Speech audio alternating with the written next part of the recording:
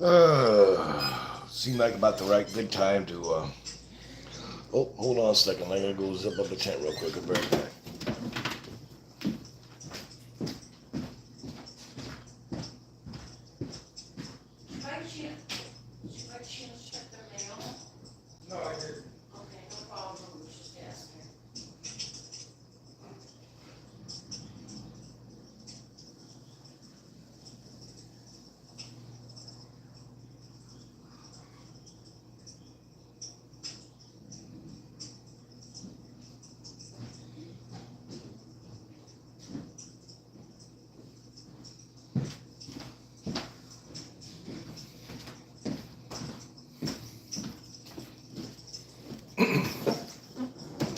What's up?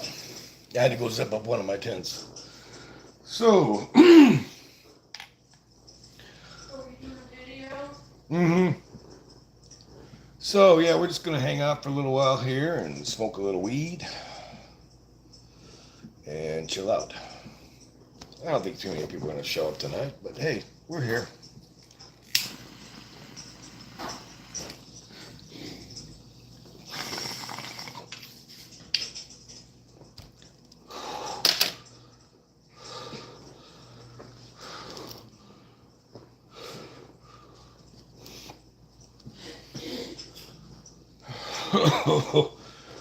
Oh, wow. Okay.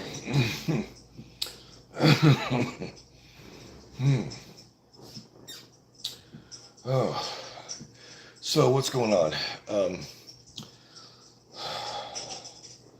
just past 4:20 here, and we're hanging out, smoking a little weed,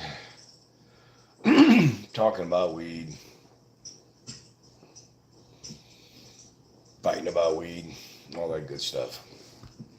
So, who am I talking to here? Throw up your name. Now, if you're not familiar with him, it's probably because he ran for president and nobody. Okay, you can lurk if you want. I don't care. That's up to you.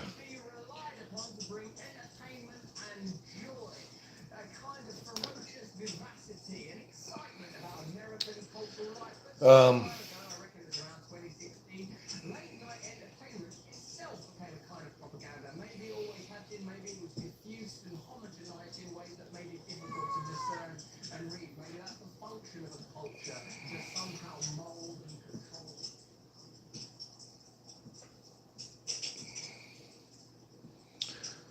Hey, don't be sad. Hello from England. What's going on, everybody?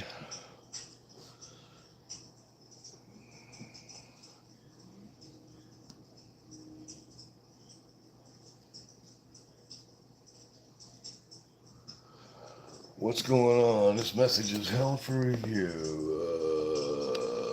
Okay. Okay, so what we got in here is a bunch of fucking trolls. God damn, why don't you fucking people go get a fucking life? Jesus.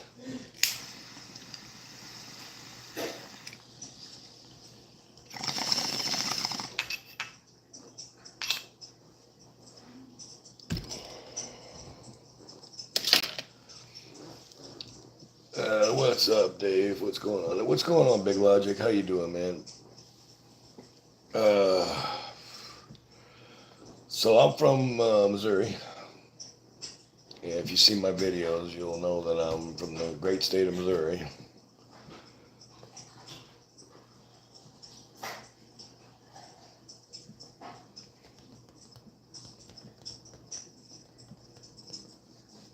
So yeah,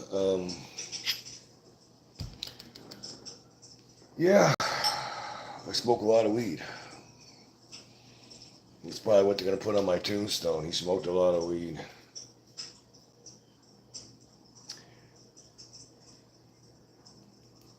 Welcome, Olivia.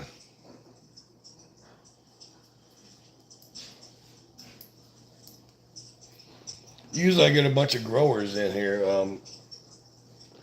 I can't do anything besides smoke. What do you want me to do? Stand on my fucking head and tell jokes?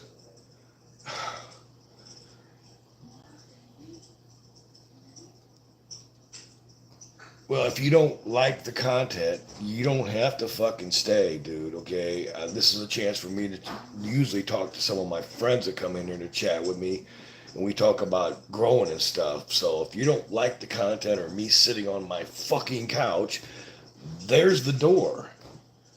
You know, ain't nobody forcing you to sit here. Get a life.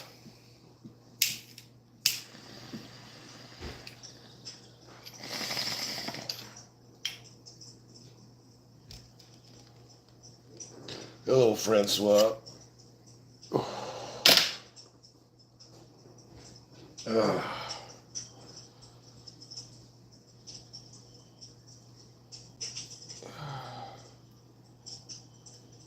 You're an idiot. What am I gonna do about this guy? I think I can just like remove your ass. And what else can I do? Let's put you in timeout for, I don't know, 30 fucking minutes.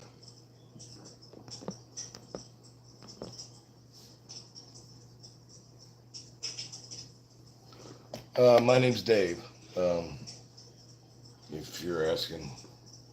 My channel's called Grower Deacon Dave. And my videos are all about growing cannabis in my basement. Oh yeah, I don't speak French, but I know how you pronounce a lot of it. I watch a lot of old history stuff on TV, and yeah, I can get Francois, you know. Oui. That's about it, man.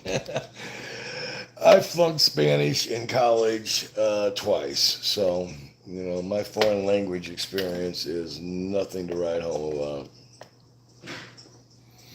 How's life? You know, up and down. Got some legal shit I'm dealing with, but other than that, I'm dealing with record harvest, and things are going good there. My health is coming back after the surgery, you know, that I had.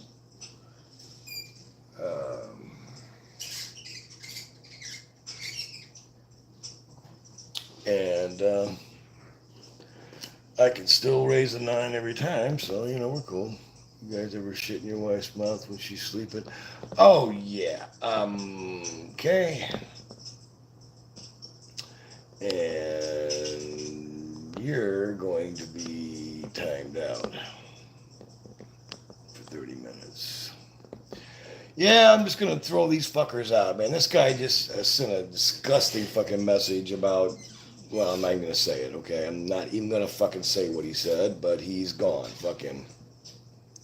Yeah, I am. I'm down to one tent running right now because I just harvested tent number 2 and I didn't have anything ready to go in there yet. But I've got some autos growing on the other side of the basement, and I've got a bunch of seedlings started. And so, yeah, I mean, I don't really need to produce a shitload right now. I got pounds and pounds of weed around here, but I'm growing some new strains and some regulars that some friends gave me years ago. Fazoli's one of them, and they were regs, so I didn't grow them out because I didn't have the time to take the, you know, growing them out and culling all the males and all that out. Now I get the time to go back and grow some of these seeds, so, you know, it's going to be kind of fun to grow some regs out and get some new strains in, clone them and stuff. So that's what we're working on down there right now. You know, I just planted a Pineapple Express auto and a Gorilla Cookies auto today from Fast Buds 420. And you're talking about like a 70 fucking day grow cycle on this shit. So, you know, that's pretty fast.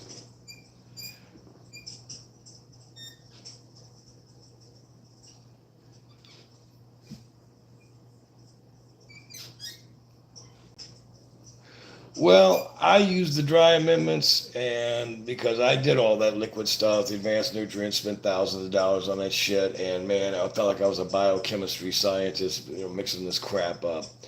So I went to this stuff called Master Blend. It's a 3-part dry input, and you mix it with water. I use a bubbler and mix it in water, and it's working great. You can use it through the whole growth cycle. You can just vary how much you put of each component in, depending on the flower cycle or whatever. And the whole 3-part thing costs like 30 or 40 bucks.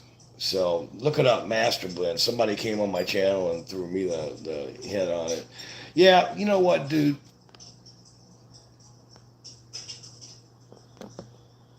I don't need to listen to this motherfucker, man. You know, these cocksuckers. You don't like the way I live, and just leave this long-haired country motherfucker alone, asshole.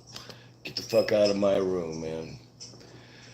I used dry man, it's like the 3 T's throughout the cycle. I have used liquid too much work. Yeah, they're advanced nutrients, man. Had like 19 fucking bottles of shit, you know, and you're mixing 3 milliliters of this and 7 milliliters of that. And fuck, you know, I felt like I was in fucking chemistry class, you know.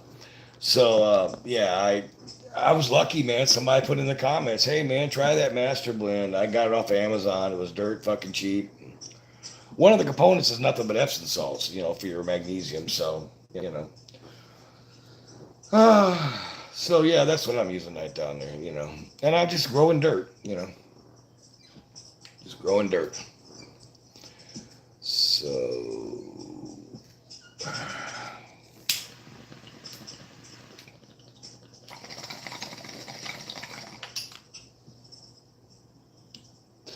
You know, I let it get to where it's almost dry, and then I water again. You know, and you know, I do feeds, you know, once or twice a week, depending on the cycle they're in, and the rest of the time just fresh water, you know, that's been run through a filter and everything. So yeah, I don't let them go dry because, man, I don't like to see them drooping and stuff. You know, when they get.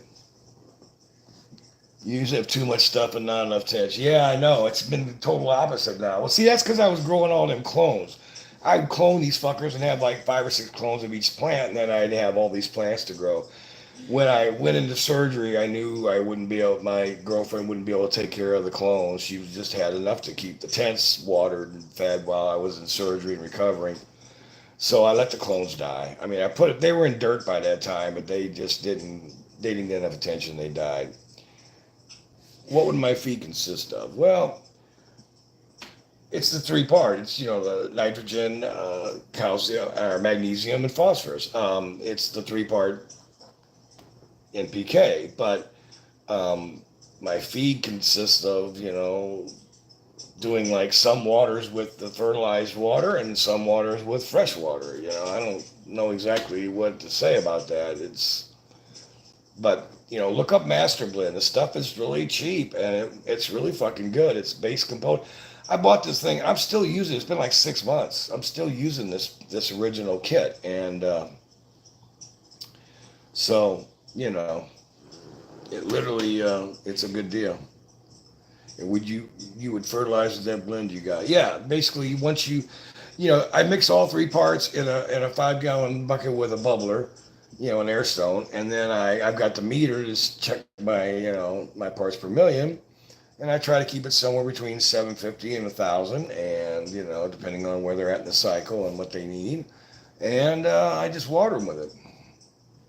You know, that's the way I do it. You know, I mean, there's a lot of ways you can do it. You could put the dry amendments right into the soil if you wanted, but then you're still watering it in. So I prefer to mix it in water. It's easier to get it even more evenly distributed in the dirt and everything, you know. So yeah, that's the way I do it, you know. And again, I've tried all kinds of stupid shit. I tried to invent my own kind of lazy man's hydroponics. It didn't work. Do you top dress it all with the? Okay.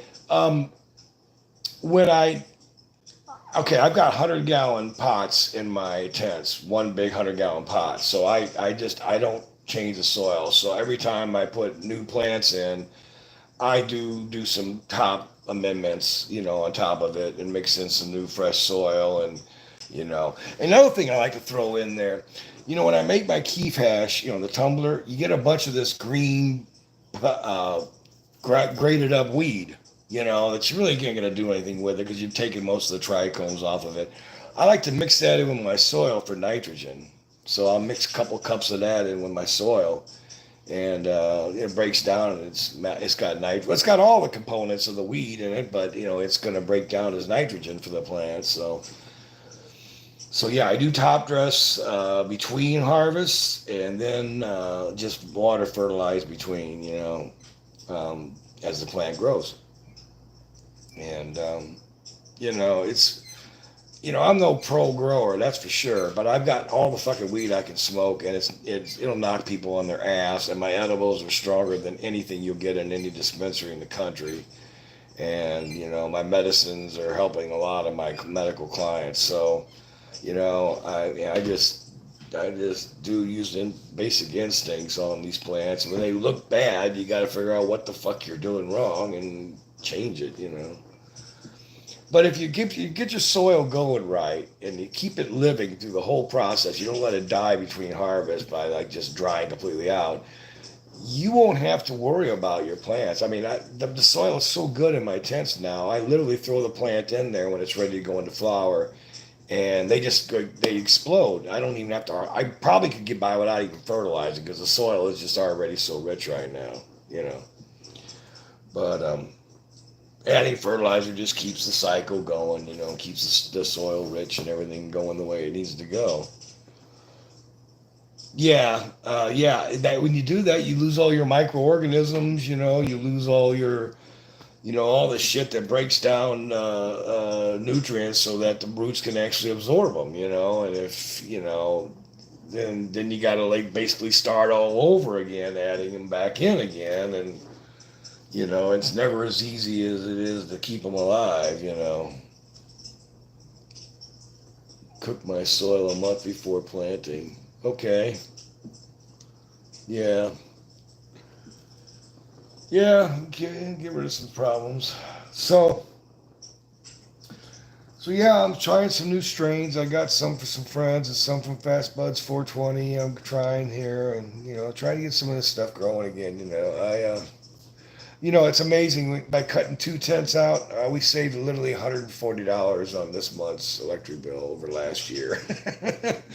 That just shows you how much those lights burn, man. And that's not counting that corner I got in there where I've got like another 5,000 watts of light, and then the tent with 4,800 watts of light that's still going. So I probably have somewhere around 10 or 12,000 watts right now, but at my peak, I was pushing out about 25,000 watts downstairs.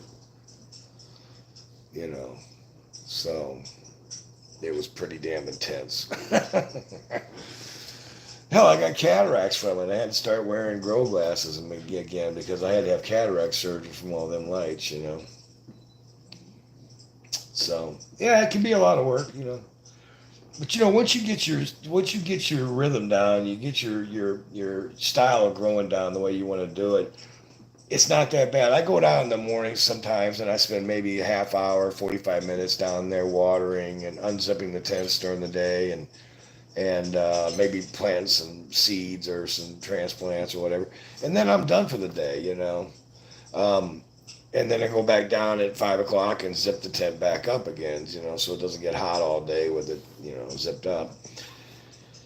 And that's really it until you get to the harvest part, half pound out every 3 to 4 months. That's damn good out of 2x4, man. You're doing damn good there. The average grower, they say, could get up to a pound out of a 4x4. If you're really a good grower, you might get a pound and a half out of there if you do a lot of advanced training techniques. I've gotten a pound and a quarter, a pound and a third out of a tent, a 4x4 before. And I've gotten 2 pounds out of a tent when I had a whole bunch of plants done, like a sea of green kind of thing. But yeah, that's good. If you're pulling a half pound out every 3 or 4 months, you're doing fine. That would almost keep up with my smoking. Almost. Let's see, 8 ounces for 3 or 4 months. It'd be close, yeah. Okay, so yeah. Isn't it great that we can grow this stuff in our own home and know exactly what it's made out of? No pesticides, none of that bullshit. Yeah. Yeah, you're like, oh God, I'm getting down to that last fucking joint, man. I hope that fucking shit's ready to harvest soon. If not, it's getting chopped anyway. It's close enough. Oh God, I remember those days when you're running low and you're like, oh fuck, man, I don't want to go buy it again.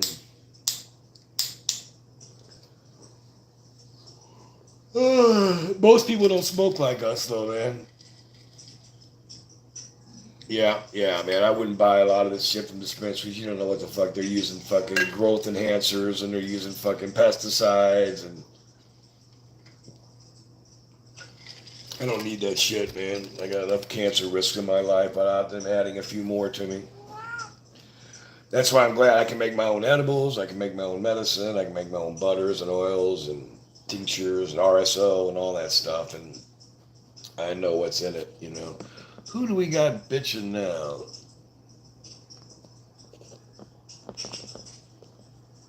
Who do the plants have fucked up here? Hereditary shit.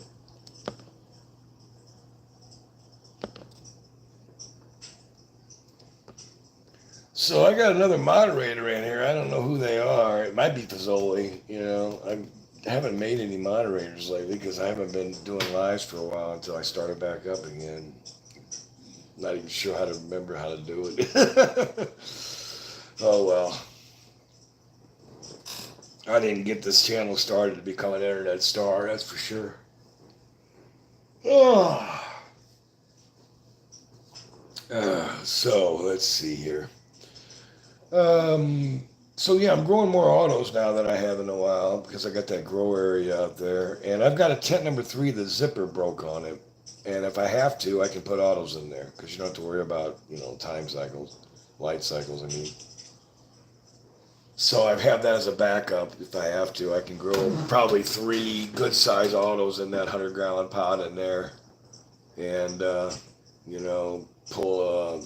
Hell, I got 8 ounces out of the last auto I grew just out in the corner of my basement, and I got another one of those growing right now. It's probably gonna do that much or better. So there's a half a pound on each one of them autos, and if I put 3 autos like that in that tent, I could probably pull, I don't know, pound and a half of fucking weed out of there. When I first started growing, the autos were just kind of okay, but they've really gotten good. They've gotten good now. I'll put some of the autos I grow up against any standard photos because they've really found a way to breed out as much of the auto, Aurelius and all that they have to, but still leave enough in there to make it an auto. Yeah, it was a pretty good sized plant. It was about 6 foot tall. Yeah. It didn't have a tent to worry about, so it can grow as tall as the ceiling. You watch my videos, you'll see my grower. I got a veg area and auto area in the corner of the basement with a bunch of lights hung up. I don't need tents for that, so I was just able to use that corner to grow a bunch of clones and veg plants out. I veg the plants out over there and get them like tall enough to go into the tents for flower, and then I can go straight into flower in the tents. I don't waste any veg time in the tent at all. The tents are only just for flowering. So, yeah, you got to be careful. A lot of people do too much stress training on autos. I don't do any. I mean, I have topped once or twice on a plant now and then, just when I thought it would be something to try. But I find with autos, there's 2 things you got to be careful with. When you transplant them, that stunts them.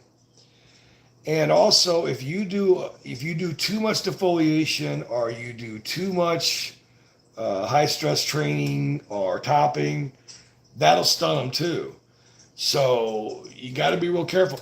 I like to grow the autos in the pot that they're going to finish in. So once I've got my seeds the way I want them, got the nice root on them, everything, I put them right in that 30-gallon pot and grow it right out of that pot, so there's no transplant shock. Okay, that's a big plus. When you stun an auto, you slow down its growth cycle, and it's still going to finish the same time. It's just not going to be as mature as you want it. So, yeah, I mean, that's one of the, told me you need really loose soil. Okay, I don't know about that. My soil wasn't any looser, or I mean, some of it was pretty compacted, actually. I don't know. That may be true. Sometimes it doesn't work on autos. I mean, autos, because they have a limited life cycle, they're not limited by their exterior stimuli, the light and the stuff you do to them. They can't handle that because it interrupts their whole growth cycle. So yeah, I used to watch Bill Ward a lot, man. I don't know if you've seen his videos. The guy is a legend. He's been around forever, and he's a great grower, and he's a good guy. And I learned a lot of shit from him. And he's grown autos and photos and hydroponic and every other damn thing. And so I tell any new grower, you can't learn a whole lot from my channel. You can learn a little bit maybe. But if you're really trying to learn and you're getting started, go check out Bill Ward. I mean, and you know what? I actually sent him a question one time, and he watched my video and gave me some comments. And the guy had like thousands and thousands of fucking subs. I couldn't believe it. Well, yeah, but yeah, that's possible. That's certainly a good theory. I can see that being a mitigating factor in making big roots make big fruit. That's the saying. But it's really weird because I pull my plants up out of these 100-gallon pots when I'm done, and I've had some plants that were like 5 feet tall and gave me like 8 or 9 ounces on the plant, and when I pulled out the root ball, it was only about this big. Now there might have been a lot of little tiny tributary roots, the main root ball was only about this fucking big, for the whole plant. I think if they're getting enough feed and water at the base of the plant, they don't have to spread roots out as far because they're not seeking out nutrients like they would outdoors. It's possible. I do have a Discord channel. I haven't done anything with it for months, but yeah.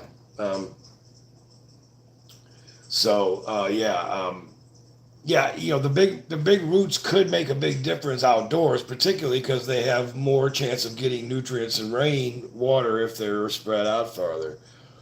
Yeah, they won't sink unless they get thirsty. So if you water like the base of the plant, this far out, and keep that part wet all the time, or pretty much every other day or whatever, and you feed that area, the roots are like, hey, I'm cool right where I'm at. I don't need to spend it. And what ends up happening is the energy that the plant would have needed to spend on spreading out this massive root ball, it can start putting that energy back into the plant, growing bigger bud and bigger, thicker stalks.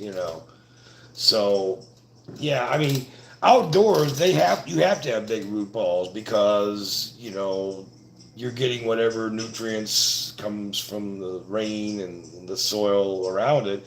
That's usually not real strong, so you got to get them roots spread out all over the place to get as much as the plant can get. Look at trees. I mean, they got roots that go out sometimes half a fucking mile, it seems like. So, yeah. But yeah, I mean, if you're not gonna localize water at the base of the plant, then if you're gonna do the whole pot, yeah, loose soil.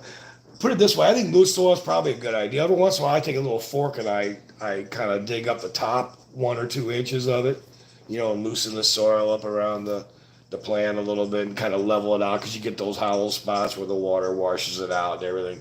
So I kind of level it all out and scrape it all out. But you don't want to go too deep because you'll start tearing roots up, So you got to be careful with that. But yeah, I've got one auto growing in this soil that's practically packed, completely packed. Literally completely packed. I mean, it's just like mostly a sphagnum moss almost, like it just turned into. But plant's doing fine, I mean, it's not having any problems growing through it, Digging up gets you dirty. Okay, if this is going to be some kind of fucking porn thing or some shit, James, man, don't. Okay, I'll just wait and see when you pull the trigger here. So yeah, that's definitely some good points, Like hydroponics, for example, the root balls are really small. I mean, you look at a hydroponic tank and it's just tiny because they're getting all the nutrients washed over them that they need without having to do any fucking work at all. So they're like, why should I grow a big fucking root ball when I can suck all I need through this root, ball I got, and new nutrients are constantly being washed over me. So, that's a good example of if they get what they need, they don't need a big root ball. If they're not getting what they need, they'll try to get it some way. Yeah.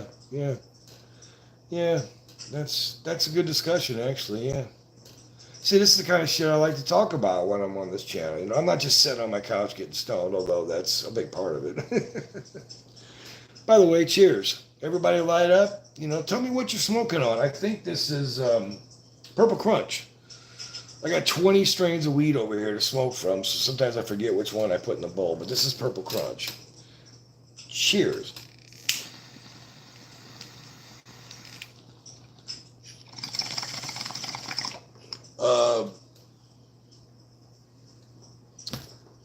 Dumpling, I guess.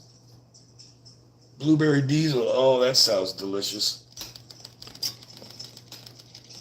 That sounds delicious. Big Logic. Yeah, so I'm only going to stay on here about an hour, and I don't like to stay any longer than that. My voice gets kind of fucking hoarse, and, you know, I mean, that's boring enough without me dragging it out more than an hour. This isn't meant to be fucking must-watch TV, so if you don't, you know, if you're not into growing talk and you're not into weed, then this isn't going to be a live you're going to want to stick around, you know. Because that's pretty much the whole theme of this channel. I mean, we talk about other shit occasionally, but the one thing we don't talk about here is politics. We don't discuss it. Triangle cross with Whitefire OG from Humboldt. Oh man, anything from Humboldt's good shit. Triangle cross with Whitefire. Okay. Man, there's so many fucking strains of marijuana.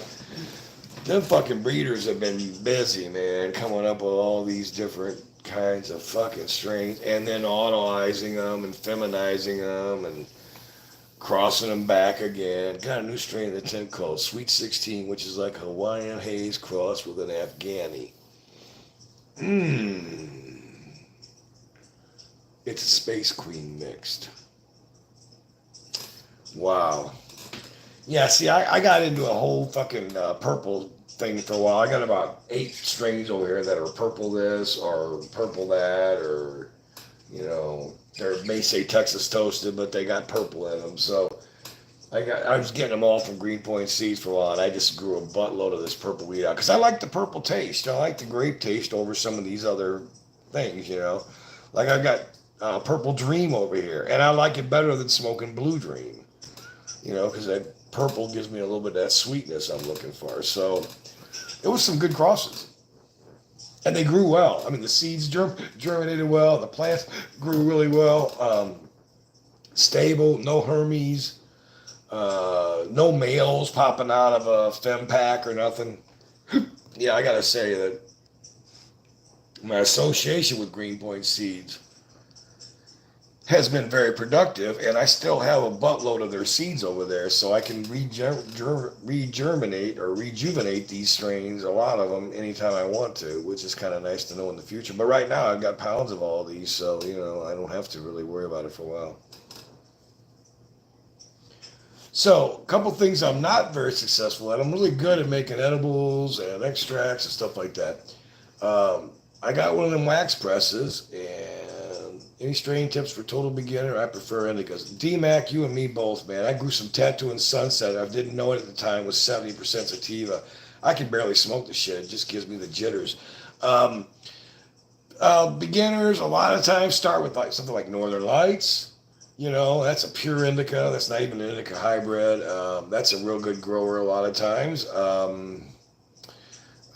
Any of the Kushes, like the OG Kush or any of those, are going to be pretty strong indicas, and they grow pretty well. You know, most of those are pretty good growers. Well, everybody else throw out some ideas. A new grower looking for a good strain, White Widow. Yeah, White Widow. I grew White Widow when I first started growing. That was another one. Northern Lights, White Widow. All those were good starters. And again, it's a good, strong indica hybrid or indica there. So, yeah, White Widow's been around for a long time, you know. What about, oh, shit. I'm trying to think of some of the ones I grew when I first started growing, because it was all. But, yeah, I very sell Triangle Kush. Yeah, anything with Kush in it's going to be pretty good. Kim Dog, there you go. That's another one. Yeah, I don't grow very many sativas, and the thing is, a lot of my medical clients are always begging me for sativas, and I'm like, look, I gotta smoke this shit, so I'm not growing that much, you know. Yeah. And one of the things you can look at is a company called Fast Buds 420, man. They got them Fast Buds. They're not. their photos are like crossed back with an auto and then back with a photo, so that they're still photosensitive, but they mature very quickly. Like there's shorter cycle on the flower time, so you can check them out. Um, but yeah, sativas, man. Now, okay, funny story. Um, Kim Dog-a-Bash. I'm from Scotland, smoking on Star Dog. Star Dog. I grew that one when I first started growing. A guy gave me a clone of that. Yeah, that was a good one. So I very seldom smoke sativas because they make me jittery. They make me motivated too much. I don't like that. So the other day, man, I had the worst case of fucking couch lock you ever had. I swear to God, I was almost paralyzed. I don't know what combination of weed and hash I did that caused it. Plus, I was eating edibles too, you know. It all stacked up at once. And I mean, I couldn't keep my fucking eyes open. I literally was like trying to force them to open up. So I smoked a couple hits of this Tattoo and Sunset, which is 70% sativa, and it's 26% THC. It's very strong. I did like 2 hits of it. Got up, vacuumed the house, worked on a shelving unit I was working on. Yeah, oh yeah, they fucking put me down like that sometimes. And literally started doing all kinds of shit I had to get done on my list. And I sat down about 2 hours later and I'd done about 6 hours worth of shit. And I was like, okay, I really don't like fucking sativas. I don't like doing that much work, you know. But yeah, I mean, it was the perfect antidote to that couch lock, because I literally I was ready to go to bed almost. I was ready to pass out. I could hardly keep conscious anymore. I was trying to watch TV and I kept dozing off in and out of it and didn't know what the fuck was going on. And you know, the edibles I ate were just like rolling through my body and just getting deeper and fucking deeper, you know. And I did a couple hits of that sativa dominant hybrid, and I've smoked Purple Dream, and I have smoked Blue Dream. Yes, I grew it once. Yeah, it was good. Yeah, Blue Dream was good. A lot of these strains that are popular, they're popular for a reason. They're pretty good, you know. They're pretty interesting fucking strains, and they're different and they're tasty. I don't care for the diesely, gassy flavors as much. I prefer the fruity, sweet, pastry styles more. Now, that doesn't mean, you know, like this Tattoo and Sunset's got earthy overtones, so it's got a little dirt taste to it, you know, and it's tolerable, and it's still got some citrus in the background that kind of mellows out. And of course, like everything else, after that cures a while, the citrus flavor will come out more, and the earthy flavor will recede. So, you know, that's always something to look forward to there. But I do prefer the fruitier stuff, cherry pies, you know, purple punch. I mean, I got like Purple Dream, green gelato, purple crunch, Texas toasted, purple canyon, purple banana cookies. That's one of my own strains, Carmen Miranda's Rose. Banana fruitcake. I got some Maui Wowie over here that I never smoke because that's a sativa. And then down on the floor, I've got Holy Smoke, Northern Lights, Punch Bubble, Purple Scout, Grape Punch, Apple Fritter, Citrus Pie, and Tattoo and Sunset.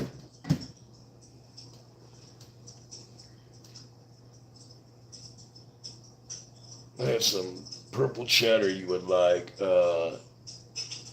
Cheese and oh, okay.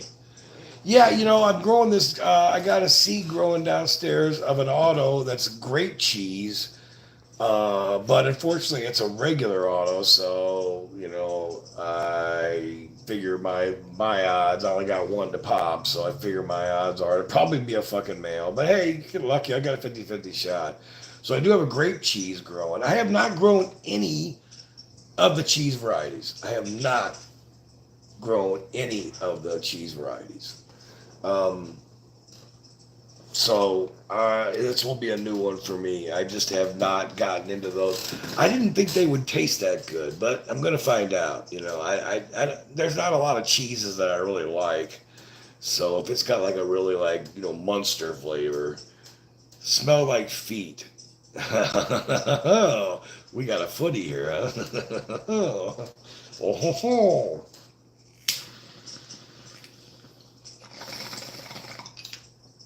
Yeah, okay, I'm not even going to comment on that. I might incriminate myself a little bit here. Okay, so yeah, there are so many different terps in marijuana, it's hard to even imagine how many there are now. Good cheese straight to smell, sort of like dirty feet. Oh, well, that's not a big selling point. That's not something I would put on the package for advertisement. Yeah, it's got the great terps of smelly, dirty feet. But, I've smoked skunk before and that smelled like fucking shit. So, I mean, you know, I didn't used to be that picky. Now that I've got access to all these different varieties, I'm a little more picky than I used to be. I don't have to smoke shit I don't like anymore, you know. But I'll try anything once. I just don't want to grow up like 5 pounds of it and then find out I can't stand it. Then I'm like trying to sell it or give it away and shit. And it's like, that's a waste of a lot of time and work. Yeah, everything that says it's skunk or got skunk in it, I've never noticed any of that tangy fucking smell and that. Dude, I had a bag when I was a young kid living at home, man. I had a bag of skunk. And I had it inside like 2 different Ziploc bags, buried in my sock drawer, and my whole fucking bedroom reeked of it. I swear to God, that shit just like soaks right through plastic even. It's like you could never smuggle that shit on a plane. Holy fuck, you would never get past the fucking dogs, man. That shit had the strongest fucking ammonia smell of anything I've ever seen in my life. It couldn't have been stronger if I had poured a bottle of ammonia in that sock drawer and let it just soak in. It was just that pure fucking, like, almost make your eyes water ammonia fucking hit. And it was like, whoa. Got a friend in Indiana. I don't know why it doesn't come up on this. NPK. He was growing some skunk for a while. So... he was having some luck with that. Yeah, you're right. It's hard. Every once in a while, someone will say, "Man, I found some skunk seeds from like '89. Man, I think I can get them to work." They're lucky because those will be good if they can get them to pop. But I think a lot of the skunk that's out there now has been diluted or it's been grown crossed differently or something. It doesn't have that. Maybe they got tired of making weed that was so strong smelling that you couldn't smuggle it anywhere. No possible fucking way. So that would be the hardest fucking weed to grow if you're trying to like guerrilla grow somewhere. You don't want to get busted, or you're growing in your apartment. It's illegal where you're at. You really don't want to be growing skunk. There ain't no filter fan gonna get that shit out of that house. So that is one of the things about growing skunk. I mean, a lot of guys will say, "Man, my wife told me if I ever grow that shit again, she's gonna divorce me." They're like, "I can't stand that smell of like urine and ammonia," which is what a lot of people think it smells like, and I'm not going to have it in my house. So, if you want to live with your wife or your girlfriend or whatever and not get like some bad shit, the old double bag weed. I remember when weed was illegal in country, we had some of the most crazy weed. Oh yeah, man. I live in Missouri, but every once in a while we would get this thing called California Sinsemilla. We thought we were like living like kings. And back then it was like $400 or $500 an ounce by the time it got here. But it didn't have seeds, so that was a bargain, And didn't get it all the time. We still got all the old brown Mexican shit with seeds in it a lot of times. But every once in a while, before it was legal still, we'd get the California Sinsemilla, and we would all sit around and man, you would do tiny fucking one hits of it, like you wanted to make it last forever. It was so strong, man, you don't need to smoke much of it, man, It was called OG, man. That OG was so damn strong.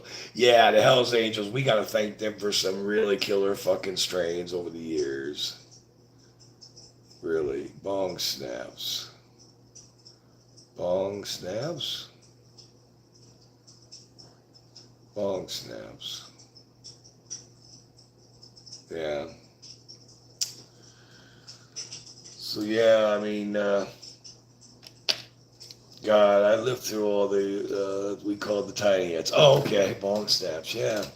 I mean, we'd have one hit bowls on the barn, or we would use the dugouts. Remember the fucking nail with the little hole at the end?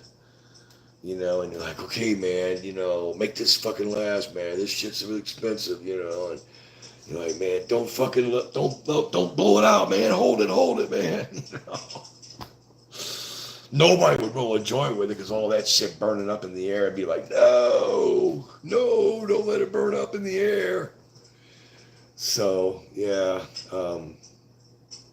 yeah. Every once in a while, just every once in a while, and then every once in a while, some black tar hash would come through, or occasionally some Lebanese blonde hash, but not very often. And when the hash came through, we always tried to score some of that. It started making its way down to Southern California. Some of the best weed too. Oh, I know, man. I know. You guys really had it going on out there.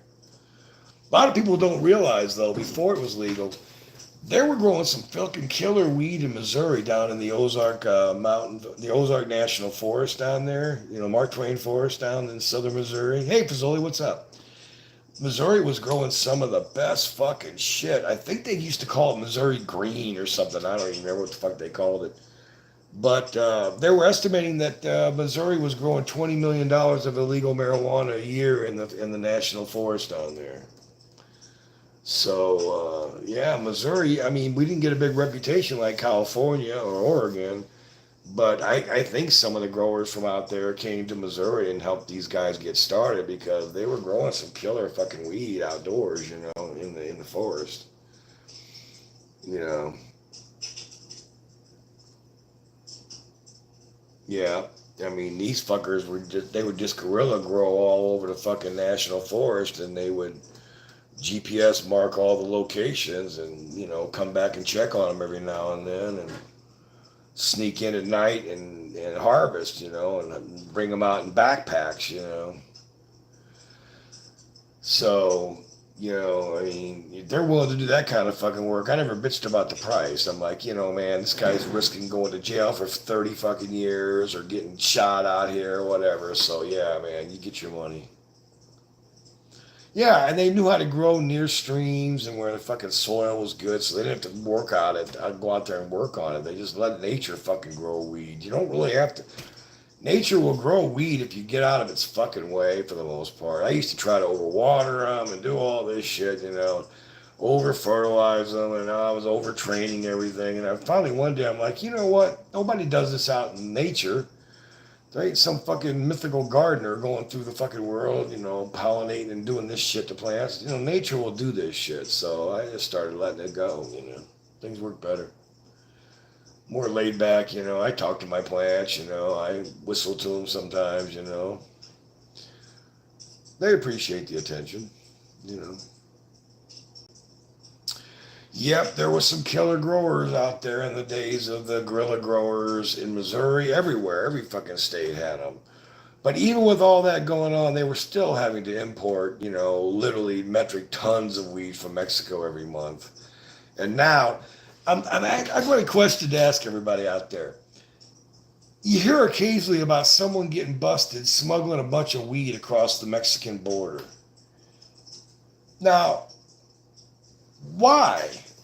I mean, there's so much fucking weed growing out here. Even if you just tapped up a bunch of medical growers like me, you could score 50 or 100 pounds out real easy. Why would you go to all the risk and trouble of smuggling Mexican weed across the border? And the fact that it's probably outdoor grown garbage weed, it's going to taste like fucking hay and have seeds all through it. Even if it's better than that, why would you go to all, somebody give me enlightenment here. Why would you go to all the fucking risk of doing that when you could, I mean, I hear there's Chinese gorilla growing, pot farms all over the country around here. Why would you literally take the risk of going and the expense of transporting, something that's going to be pretty fucking heavy, like a couple bales of weed ain't going to be light. And when you could grow it around here, yeah, well, still every occasionally you still hear stories about somebody getting busted crossing the border with weed. And I'm like, why? You're crossing into California where it's legal with weed, that's illegal. I mean, this is the stupidest thing I ever heard. Even if you don't want to pay the state taxes in that, there's enough of the unregulated market out there. We don't need to talk anymore about that. That you can still hook up with a friend of a friend and get your stuff delivered probably to your own fucking door for half the price of the dispensaries, and it'll be better quality. If you can't find somebody who's growing, you ain't trying hard enough,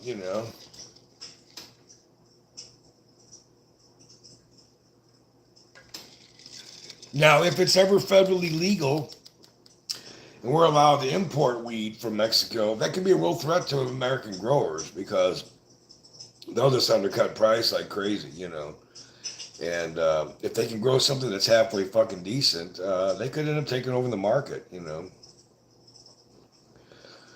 Just like, building cheap cars down there and importing them in the United States, it could happen. I mean, already we're seeing prices at the dispensaries dropping unbelievably low and even on the unregulated market, talking to a good friend in Michigan telling me they're getting $50 an ounce, Oh yeah, I mean, some of the guys were fucking geniuses, and they had to be stealth about it too. On top of everything, man, we owe a lot to those guys that were willing to take the fucking risk to smuggle it, grow it illegally, and set up a distribution system and transportation system to get it to everybody, and willing to take the risk of going to jail for a long period of time just to make a living on it. Yeah, I mean, they invested 10, 20 million, never grew a plant and grow 50 to 60 pounds of mids. Yeah. Yep.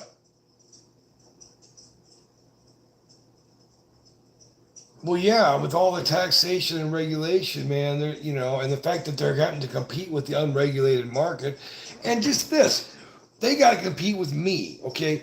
I don't have to buy their weed anymore because I can legally grow my own. So that's a customer they're never going to get. They can advertise all the fuck they want, you know? And I mean, the only thing I ever go to like a dispensary as far is like a little wax occasionally. And I used to buy vape pens there, but I got a vape guy now. He gives me disposable vape pens for like 15, 20 bucks. And so, stuff like that, it's cheaper for me to I tried making my own vape and shit. I don't have the technology around here to do it, and I'm not going to start doing nitrogen blasting and all that shit. I'm not going to do that. There's limits on what I'm going to put my house risk at here.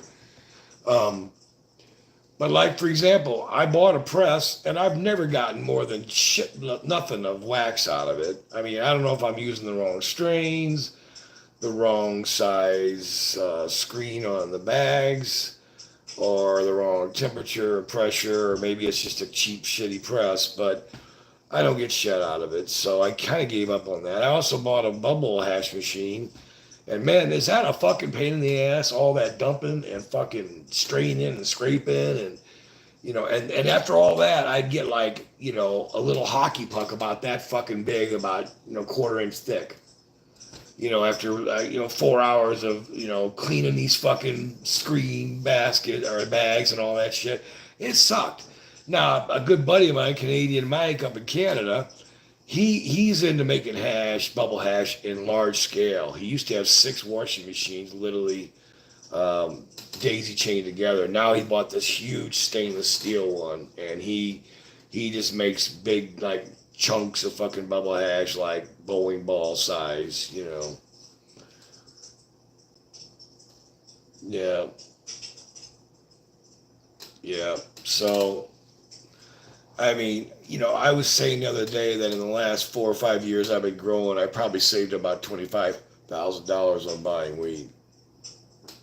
So, would I say it was a good investment? Yeah, I would. Not to mention, I have all I could possibly smoke, and if I was buying it, it would be like I'd be down to an ounce or two a month, would be all I could smoke, and I'd be buying whatever variety my dealer had. I've got 20 varieties here, so yeah, I would say that all in all, it was a plus. I enjoy growing weed. Before I started growing weed, I couldn't grow spider plant. I mean, I just didn't have a green thumb. I didn't have any instinct for it. But I found that after I did a lot of research and everything, of course, because I didn't want to just waste a bunch of seed that cost a shitload of money and they all die. But I found that after a few grows, I started really getting kind of like, oh, this is going to sound fucking weird. Kind of got in touch with my plants. I could look at them and tell, that something was good or not, just by the way their posture and their coloring and their, the edges of the leaves, if they were real rough and stuff. And I kind of got to where I could kind of, understand what they were trying to tell me. And it just made growing weed a lot, yeah, exactly. It made growing weed a lot easier. Once I stopped trying to, be Bill Ward or all these other fucking super growers and just try to grow it like a plant. I always tell people, man, if you don't have like a tent and all that shit, okay, if you got a corner of your living room and you can afford a $60 1,000-watt light and a kitchen timer and a 30-gallon fabric pot and one auto seed, you could grow 8 or 10 ounces of pot in that corner every 2.5 months. And for most smokers, that would be enough to keep them high for the whole time and have weed left over at the end. You don't have to do like I did and go out and buy 3 tents and the lights, and then I had to replace the lights when the shitty ones got better lights out there, and the fans and the RO filter for the water and all that shit. Yeah, it helped. It allowed me to grow a lot more weed than just one plant in the corner. But you could get a decorative LED light and just treat it like a house plant. Use Miracle Grow. Dude, I had a friend of mine who was a really, really fucking good grower, and he wanted to prove that it was the grower and not the feed that makes the difference. So he grew 2 identical clones. One, he used all the fancy fertilizers and shit, right? The other one, he used Miracle Grow right off the fucking shelf at the hardware store. And you want to know something? At the end of the cycle, I couldn't have told you which one was which. They looked fucking identical. The yields were virtually identical. He said he could not tell any difference in the quality of the smoke or the quality of the buds or the denseness of the buds at all. He's like, I'm trying to tell you, people think that it's these fancy bottled shit and the fish, brine water and all that crap, and they spend like shitloads of money on fish shit, and stupid shit like that. And he's like, a lot of people out there can't afford all that. They got a plant growing in a closet. They just go to get Miracle growing, and if you know what you're doing, you'll get decent weed out of it, And let's say you got 5% less weed with the Miracle Grow than you did with the advanced nutrients, and that advanced nutrients cost you $700, and the Miracle Grow cost you $20.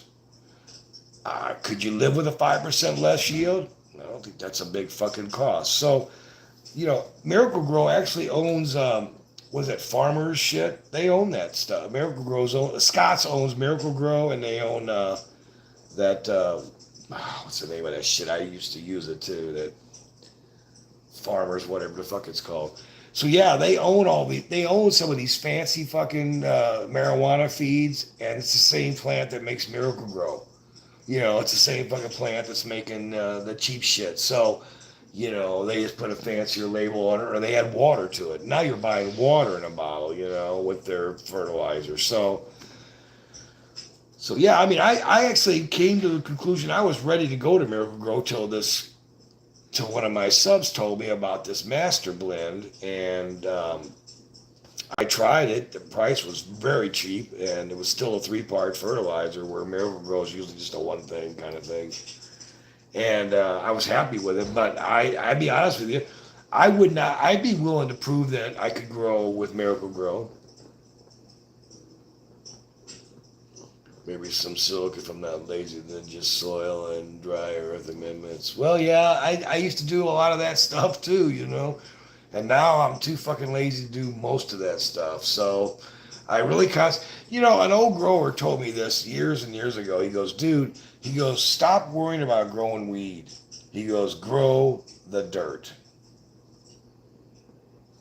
And I was like, what do you mean? He goes, dude, he goes, the soil's got to have the micro that can break down this fucking fertilizer, or the plants can't eat it. So you can dump gallons of the shit on the fucking roots and they won't get any of it in the plant. If your soil is dead, it's got mold in it, it's got funguses in it that aren't good, you're gonna fucking kill out those microbes, and then the roots can't absorb the nutrients. If your soil is healthy, you could throw a handful of seeds in that fucking dirt and walk away and have a watering system on it and come back in 3 months and you'd have fucking weed out the ass. So grow the dirt. Be concentrating on good dirt. I start with, you know, Pro Mix, and I add my amendments to it. That's what I start with, you know. And so that's a good base soil because there's not a lot of stuff in it already. So I'm not adding stuff in that I don't know what the levels are already in it. Pro Mix is pretty neutral. Yeah, yeah. I still do the molasses sometimes. You know, the black strap molasses in the flower phase. Yeah, I still do that sometimes. I don't do it all the time, but I do it. I do it on some of them. You know. But yeah, the sugars feed those microbes. You know, they keep those microbes healthy.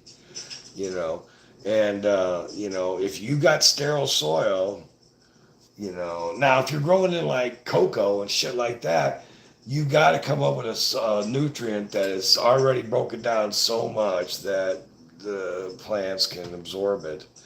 But those are very expensive usually, and they still don't absorb all of it. You waste a lot because the plant's not geared to do it that way. Yeah, the blackstrap molasses. Yeah, that's the favorite. It's not expensive either, amazingly enough.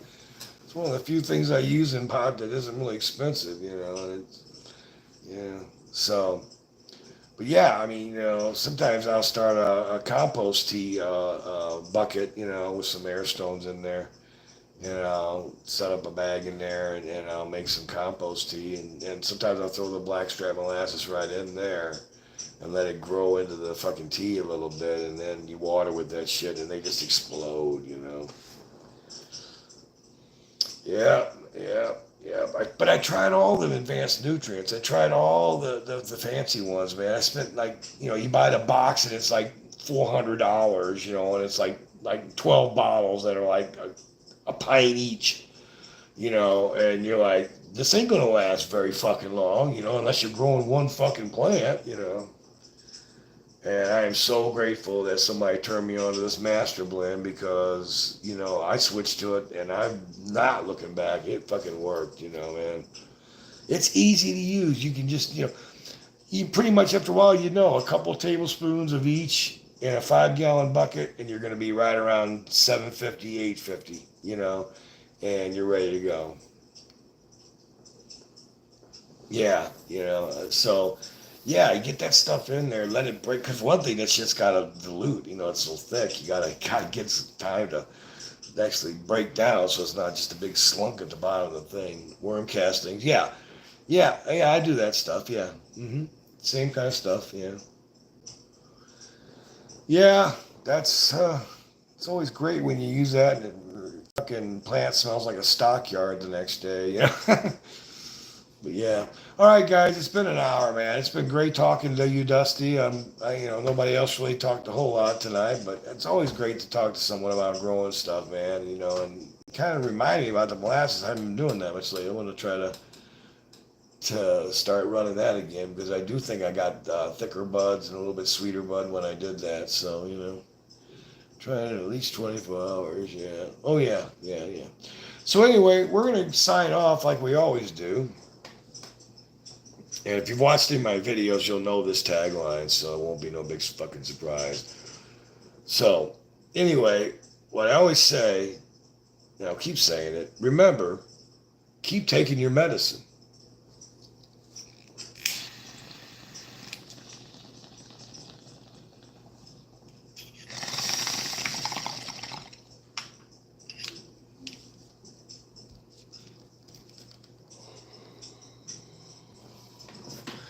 Cheers, everybody. Later.